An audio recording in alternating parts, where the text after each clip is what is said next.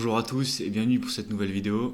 Et donc aujourd'hui, analyse d'un nouveau secteur avec celui des jeux vidéo. Et pour ceux qui le souhaitent, vous pouvez aller voir ma première vidéo donc sur l'analyse du secteur des médias et du divertissement. Voici comment sera articulée cette analyse et vous pourrez trouver évidemment comme d'habitude dans la description de la vidéo cette présentation et également les différentes sources que j'ai utilisées. Pour débuter avec ce secteur, il faut comprendre qu'il y a 4 grandes catégories, 4 grands styles. Le premier, c'est les jeux à action. Ces jeux vont faire appel à des réflexes et de la coordination, avec des exemples de jeux comme Call of Duty ou Battlefield. Ensuite, des jeux plus aventure, donc plus tournés vers l'exploration et la résolution de problèmes, comme l'exemple du jeu Zelda. Ensuite, des jeux qui vont faire appel plus à de la simulation d'aspects de la vie réelle ou fantastique, par exemple avec des jeux de sport comme FIFA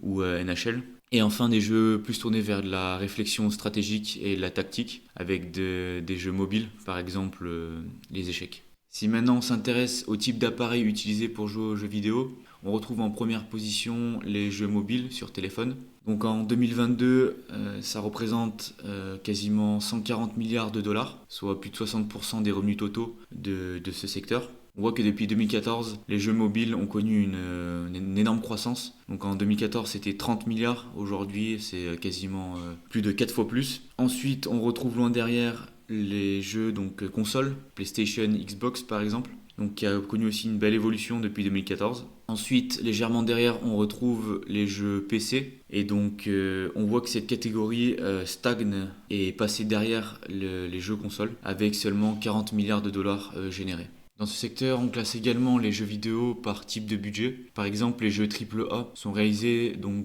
par des gros studios et donc ce sont des grosses productions avec des budgets supérieurs à 10 ou 100 millions de dollars. On a par exemple des jeux comme Assassin's Creed et des studios comme Ubisoft qui font partie de cette catégorie.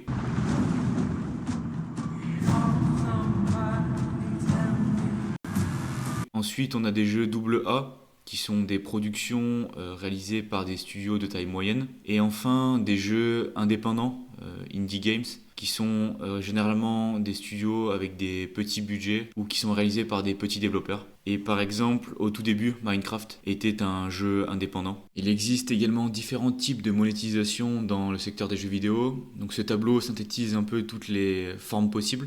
Donc par exemple le free-to-play, donc ce sont des jeux gratuits où les joueurs vont pouvoir dépenser de l'argent dans le jeu pour avoir des avantages et du contenu exclusif. Et les développeurs vont se rémunérer aussi via un système de publicité. On a l'exemple de Candy Crush. Ensuite les systèmes d'abonnement où le joueur va payer mensuellement ou annuellement pour pouvoir accéder au jeu. Ensuite la vente directe, c'est le modèle traditionnel dans ce secteur. Par exemple c'est Monsieur Dupont qui va à Micromania acheter son jeu vidéo une seule fois. Ensuite, on a le cloud gaming qui, on va le voir, se développe de plus en plus. On a également le système par Season Pass ou par extension. Donc c'est les joueurs qui vont payer un pass qui donne accès à un ensemble de fonctionnalités et de contenus exclusifs. On a par exemple l'exemple de Fortnite qui a commencé à développer ça. Et on a aussi un modèle hybride, on va voir un peu de tout. Par exemple une vente directe plus un Season Pass si on le souhaite. Maintenant, on va s'intéresser aux statistiques clés du secteur et on va commencer donc avec quel est le type de profil des joueurs de jeux vidéo. Donc en moyenne, on passe 7 heures par jour sur internet et 1h15 par jour sur les jeux vidéo. Donc la majorité des joueurs ont entre 18 et 34 ans, comme montre cette étude aux États-Unis en 2022. Et on se rend compte que les jeunes sont de plus en plus touchés par ce secteur des jeux vidéo. Donc il y a quasiment un jeune sur 4 de moins de 18 ans qui joue aux jeux vidéo. Donc c'est assez énorme.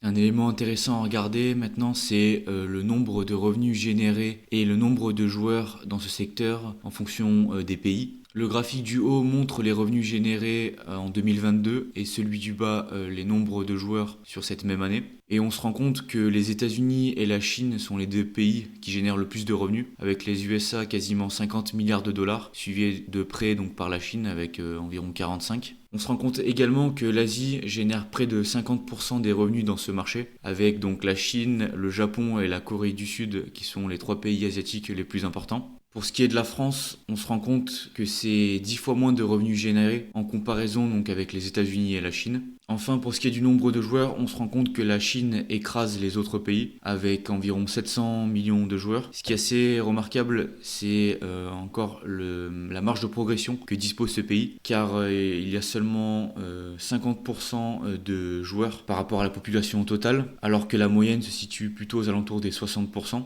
On se rend compte également que le Brésil dispose d'un nombre de joueurs assez important et dispose d'une marge de progression encore plus importante que la Chine. Et pour ce qui est de la France, on se situe donc dans la moyenne avec environ 55% de la population totale qui joue à des jeux vidéo.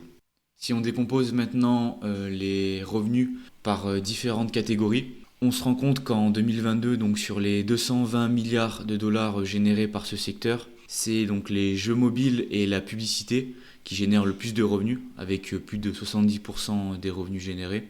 On se rend compte qu'en fait que les downline and online games génèrent en fait peu de revenus, donc c'est ce qui est en rose et en noir.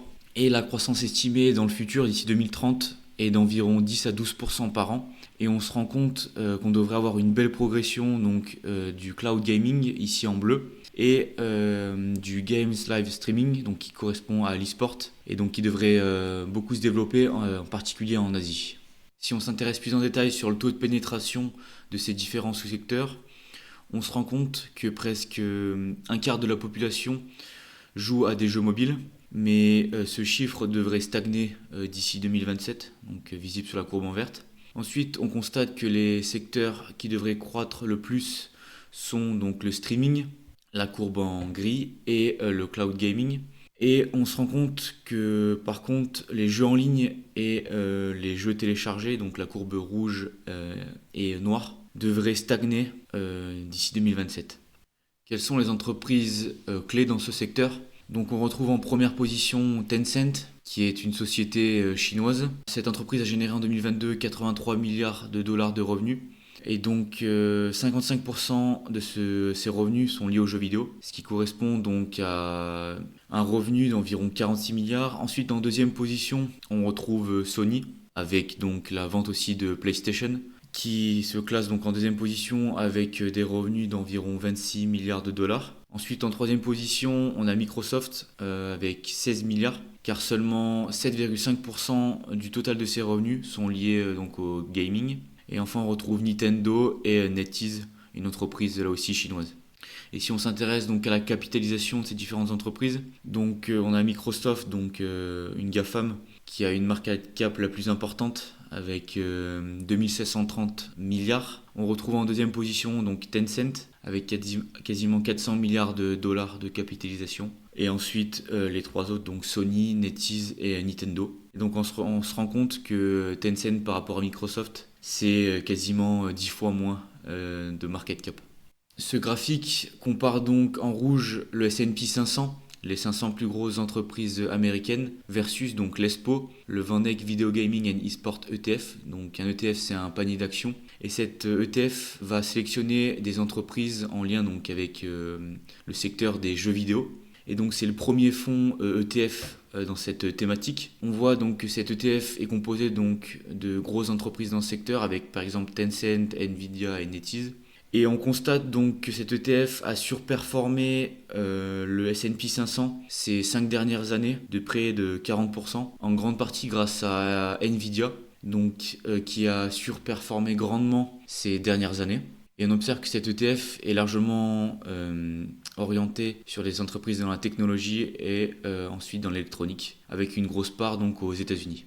Et ici, donc, on compare encore une fois le S&P 500 en rouge, mais cette fois donc avec le deuxième fonds ETF, là encore dans le secteur des jeux vidéo, donc avec le ETF nommé Hero, Global X Video Games and eSport ETF. Donc la comparaison commence à partir donc du 30/11/2019, la création de cet ETF. Et on se rend compte que celui-ci a sous-performé le S&P 500, donc d'environ 15 points. Et ça en grande partie car il n'était pas exposé donc à des entreprises qui ont surperformé pendant cette période, avec par exemple l'absence de Nvidia dans la composition de cet ETF.